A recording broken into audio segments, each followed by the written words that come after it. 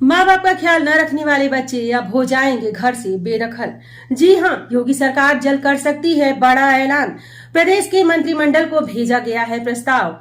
कई बार ऐसी घटनाएं सामने आती हैं जिनमें घर के बच्चों की ओर से अपने बुजुर्ग माता पिता को बुढ़ापे के समय में मानसिक तौर पर प्रताड़ित किया जाता है। ऐसे मामलों में कहीं कहीं अपनी मेहनत की कमाई से बच्चों के लिए ही बनाए गए घर को अपनों की ही ओर से कब्जा कर लिया जाता है, जिसके बाद बुजुर्ग माँ बाप दर दर की ठोकरें खाने को मजबूर होते हैं।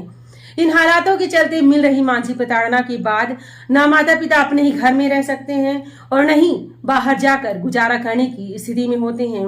इस घटनाओं को देखते हुए उत्तर प्रदेश की योगी सरकार यूपी के ऐसे माता पिता और वरिष्ठ नागरिकों को अपने ही बच्चों या उनके घर में रहने वाले किसी भी अन्य सदस्य से खुश न होने पर या मानसिक तौर पर परेशान होने पर उन्हें घर से निकालने का कानूनी अधिकार देने का प्लान बना रही है।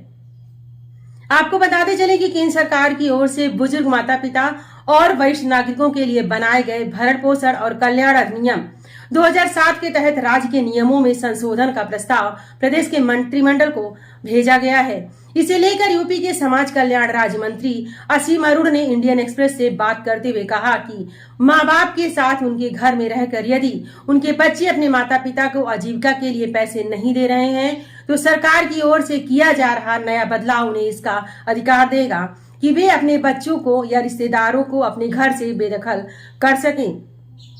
इस दौरान उन्होंने कहा कि इस बदलाव से संबंधित एक प्रस्ताव राज्य विधि आयोग की ओर से प्राप्त हुआ था और सही से विचार विमर्श करने के बाद इसे मंजूरी के लिए राज्य मंत्रिमंडल के पास भेजा गया है। जल्द ही इसके पारित होने की संभावना जताई जा रही है। योगी सरकार का ये अहम फैसला जल्द ही लोगों पे लागू हो सकता है।